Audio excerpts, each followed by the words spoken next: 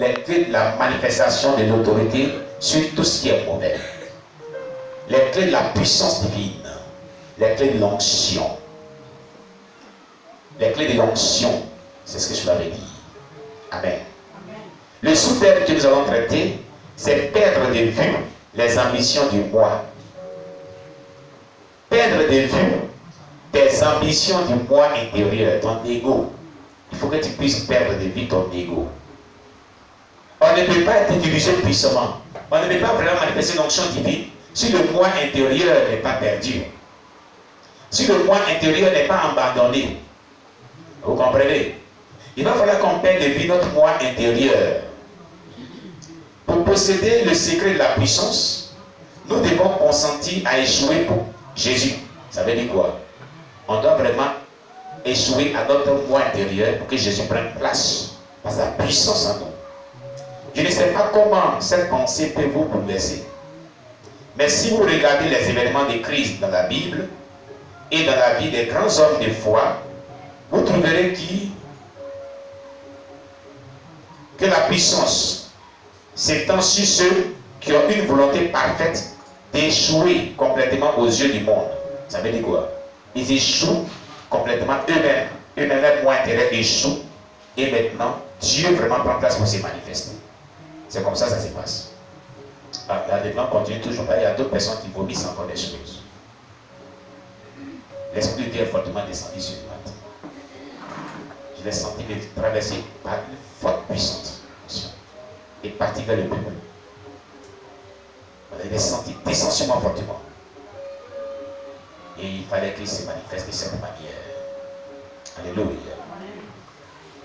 Alors, chers bien-aimés, ceux qui travaillent avec Dieu ne peuvent pas être des échecs. Non, en temps normal. Parce que Dieu n'échoue pas. Ceux qui travaillent avec Dieu, que tu échoues, c'est toi-même qui as causé cet échec-là. Parce que Dieu qui envoie sa puissance en toi pour travailler avec toi, c'est lui qui fait l'œuvre. Non, il ne peut pas échouer. Ceux qui travaillent avec Dieu véritablement n'échouent pas dans les sites de leur ministère. Quand Dieu les envoie, et Dieu est avec eux. Vous comprenez?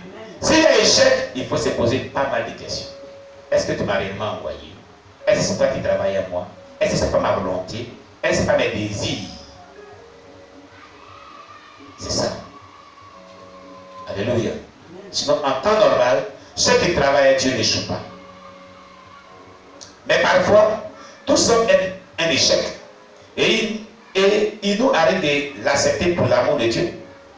Quand il y a échec, il y a le moi intérieur qui est dedans. Il y a la volonté humaine qui est dedans. Il y a la volonté charnelle qui est dedans. Mais on a oublié de l'accepter. Tu le veux, tu ne veux pas, tu vas lâcher les pas, ce sont tes actes. Amen. Quand humainement, tout est fermé, divinement, un flot d'énergie circule dans l'univers. Il est très facile pour les personnes sanctifiées de s'approcher à leur travail pour obtenir le succès. Il est très facile. C'est aussi facile pour des personnes dévouées à parcourir des camps de prière, des conventions, des missions, ou toutes sortes d'entreprises philanthropiques et spirituelles, de s'accrocher à leur entreprise pour obtenir du succès.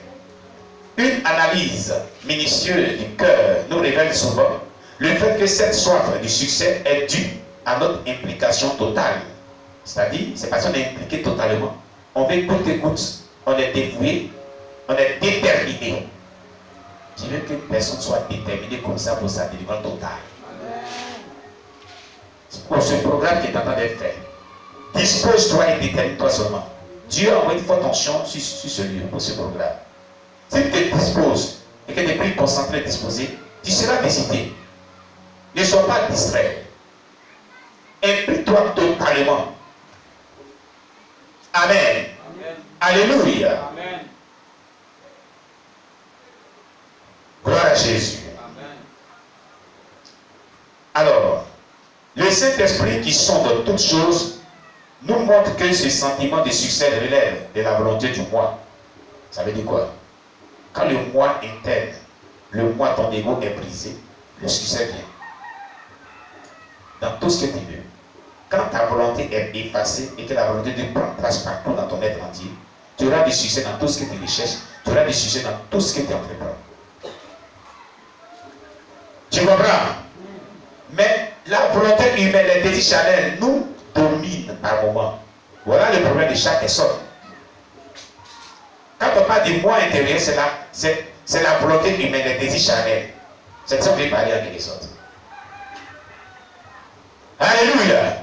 Pendant que l'Esprit de Dieu prend tout en nous, notre moi intérieur vient pour s'opposer à cela. Il y a une guerre interne qui se passe entre nous.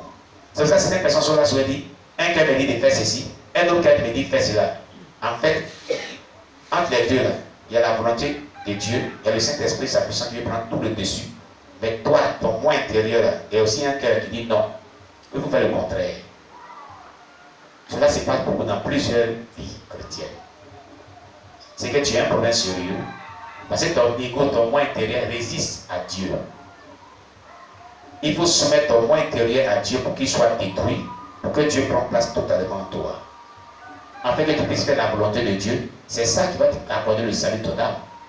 Souvenez-vous que Jésus a dit dans Matthieu 7, verset 21 à 23. Ce ne sont pas tous ceux qui disent Seigneur, Seigneur, qui rentreront tous dans le règne des cieux. Mais celui-là seul, il fera la volonté de mon Père qui est dans les cieux. Donc, tant que le moi intérieur n'est pas brisé, ce n'est pas totalement délivré, n'est pas totalement rempli, et que l'Esprit n'a pas pris le dessus de toi, et que tu fais seulement ta volonté souvent, il sera difficile à toi de rentrer au ciel. Il sera difficile si de ta trompette sonne que tu sois enlevé. Tu comprends? Parce qu'ils n'iront pas au ciel, ils ne seront pas enlevés. Ceux qui n'auront pas fait la volonté de Dieu. Pour faire la volonté de Dieu, il faut que le Saint-Esprit prenne le contrôle de ton être entier. Par exemple, une personne qui a confessé, m'a envoyé son audio hier, disait que elle s'est plaignée avec une soeur qu'on dure trop dans les prières. Les dimanches, on dure trop. Je vais poser une question. Écoutez dans la semaine. Combien dure vos travaux? Tout ce que vous entreprenez. Du matin jusqu'au soir, vous êtes en activité. Vous avez un peu de temps pour manger.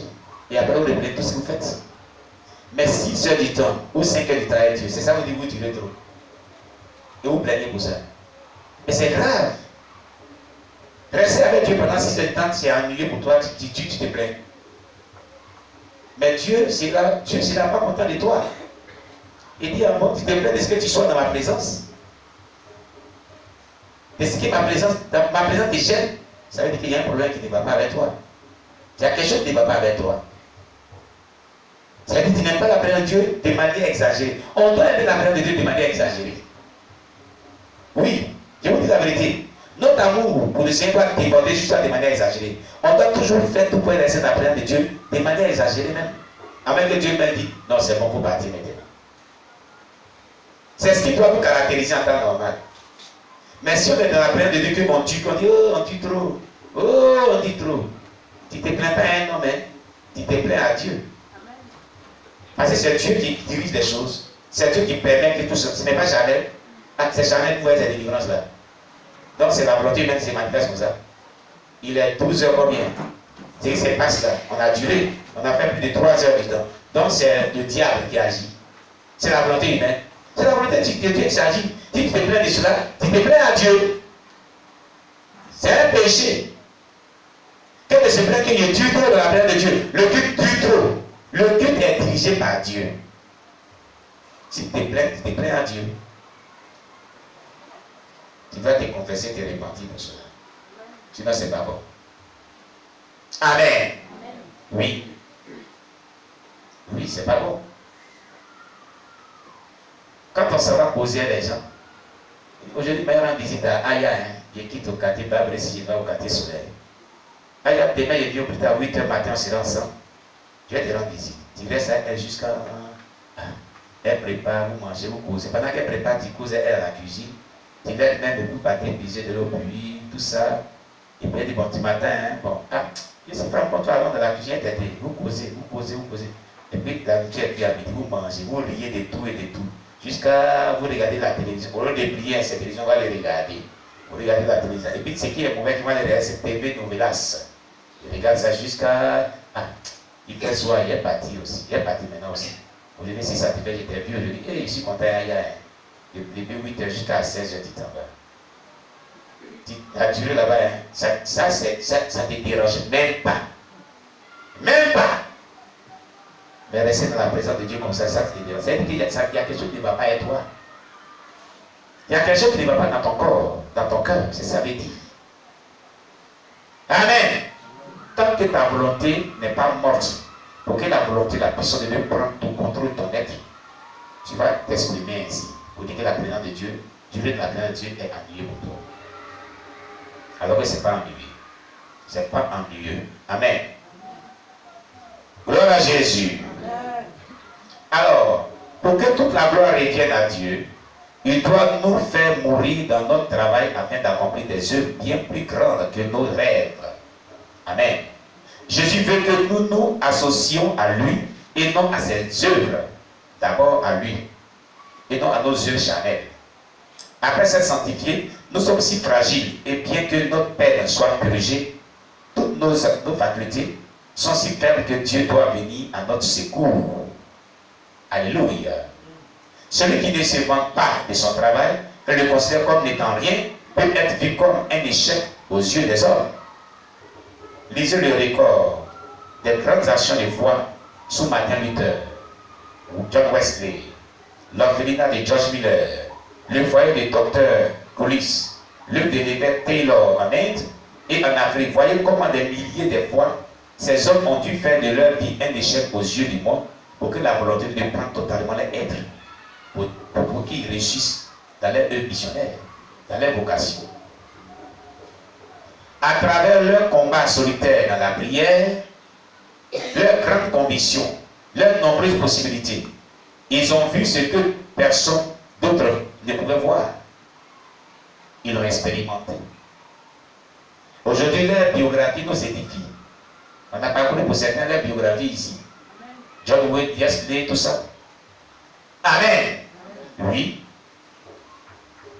Voyez comment ils ont surpassé les faiseurs de loi dans leur loi, les croyants dans leur enseignement, les banquiers dans la gestion de l'argent. Regardez comment pour atteindre leur but, ils se sont fait poussière. C'est-à-dire qu'ils sont effacés, afin que leur moi intérieur soit brisé et que la volonté de Dieu prenne toute place. Ils ont supporté les critiques. Les gens les ont critiqués, hein, les ont calomniés. Ces grands hommes de Dieu là, ont dit des mauvaises choses. La plupart des temps, des hommes de Dieu, puissamment moins, ont dit des mauvaises choses sur eux. Qu'est-ce qu'ils n'ont pas dit à vous? Qu'est-ce que les gens ne continuent pas de dire? Quoi qu'ils soient sauvés. Qu'est-ce qu'ils n'ont pas dit sur les John Wesley aussi? Comme on a vu dans sa biographie, on n'a pas vu. Ils l'ont persécuté, ils ont dit des choses. Qu'il explique que la Bible était l'esprit du diable. Qu'il était du diable lui-même. John Wesley. Moi je dis le aussi. Vous voyez, ils ont enduré l'indifférence de ces hommes-là et le mépris de ceux qui étaient censés les supporter et aussi de les aider. À plusieurs reprises, ils ont dit Amen dans leur cœur pour rendre parfait ce échec. Laissez-moi vous donner un des deux exemples dans les Écritures de la Bible. Mardochée a dit à Esther de faire quelque chose pour sauver les Juifs. Elle dit si je fais cela, je peux en mourir. C'est ce qu'elle a dit. Je peux en mourir, c'est dangereux. C'est comme si elle disait, si je péris, je péris. Pourvu que la gloire de Dieu, la gloire revienne à Dieu. Qu'elle a dit, moi aussi, j'ai généré, puis j'irai vers le roi. Et s'il faut que je périsse, je périsse. C'est-à-dire, ce sont des actions entre la vie et la mort. Des risques que les gens prennent pour vivre ayant un moi brisé. Alléluia. Cet accord du cœur pour prier, pour mourir, pour être enseveli dans la honte était la clé d'ouverture des portes de la prison qui donnerait la liberté à tout un peuple pour Esther. Amen. C'était là le secret de la puissance de Dieu. S'il doit mourir, que je vais léger, pourvu qu'il ait accompli la volonté de Dieu. Voilà ce que cela veut dire en d'autres termes. Amen. Quand le roi de Babylone a demandé aux 3 Hébreux d'adorer ses idoles, ceux-ci ont carrément refusé car ils ne voulaient pas se prosterner devant d'autres dieux. C'était la volonté de Dieu. Dieu n'est pas l'idolâtrie. Amen. Quand le Dieu qui servait est capable de les délivrer de la fournaise ardente, il a même parlé. Il pourrait dire de manière insolente à ce roi-là. Et lui on dit, nous n'avons rien à dire là-dessus d'ailleurs. Nous n'adorons pas des dieux. Quand il s'est énervé, il a dit, je vous mets dans la fournaise ardente. Et on voit quel Dieu qui avait délivré de vos mains. Il dit, nous n'avons rien à te dire là-dessus. Nous là, on ne va pas se procéder devant des dieux. Si tu veux, fais ce que tu veux. C'est ce que ça veut dire avec les autres. Amen. Parce que pour eux, c'était la volonté totale. Écoutez, parfois faire la volonté de Dieu est risqué. On court des risques humainement comme ça. Si tu ne veux pas risquer, sur le regard des humains, ce qui est humainement risque, tu ne feras pas la volonté de Dieu. Sur le point de vue humain, c'était risqué que de défier un roi. N'est-ce pas? Et vous menacez des morts, vous le défiez. Les humains vont dire, mais ils sont fous ces jeunes gens. Mais ils étaient en train d'accomplir la volonté de Dieu. L'histoire de Shadrach, Meshach et Abednego face au roi babylonien, qui avait déchauffé 2 fois la fournaise ardente. Et s'il ne se procédait pas devant sa statue qu'il avait dressée, on allait les jeter dans la fournaise ardente. Ils ont défié l'autorité du roi. Écoute, je vais te dire une chose. Il y a des femmes que les maris disent qu'il ne faut pas, elles vont se débrouiller. Et les menaces de divorce. C'est le même cas. Si vous respectez la volonté de Dieu, Dieu vous trouvera une solution. Et bien s'il s'apprête de vous mettre au dehors, Dieu vous bénira. Vous ne resterez pas comme cela. C'est une question de salut. Vous m'apprenez? Mais beaucoup ont cédé. Ils ont choisi la chair. Ils ont choisi de faire ce que les maris disaient. Et aujourd'hui, leur vie est devenue compliquée. Elles sont retournées à leur vomissure. Alléluia. Mais nous prions que Dieu les ramène à la raison. Au nom de Jésus. Il dit, car le Dieu qu'ils servent est capable de les délivrer de la fournaise ardente. Leur refus était très expressif. Si nous vivons dans la foi et que nous marchons avec Dieu, nous serons plusieurs fois dans nos vies confrontés à de telles épreuves. Écoutez, la vie par la foi. Alléluia. Et la marche par le Saint-Esprit, il y a toujours des épreuves qui viennent. Mais pas les moindres, les grandes épreuves qui viennent à votre vie. Je vous dis la vérité. Ou votre foi est mise à l'épreuve pour voir si vous allez renoncer à Dieu ou pas. Vous devez démontrer que Dieu est avec vous. Alléluia. Oui. À de telles fournaises, nous serons confrontés à de telles fournaises. Nous devons toujours garder notre confiance dans le Seigneur, peu importe ce qui va nous arriver dans cette marche de foi et cette marche par le Saint-Esprit. La valeur de l'œuvre de Dieu que nous menons peut être évaluée par le nombre de difficultés auxquelles nous sommes confrontés. Le nombre de difficultés auxquelles nous sommes confrontés. Dans le livre de l'Apocalypse, Satan était prêt à dévorer l'enfant qui était né. C'est une réalité dans toute œuvre de Dieu. Si vous recevez une grande bénédiction du Saint-Esprit, Satan tentera aussitôt de la détruire ou de la pervertir. S'il y a une grande rencontre de prière ou une convention, Satan trouvera des moyens dans l'église pour faire échouer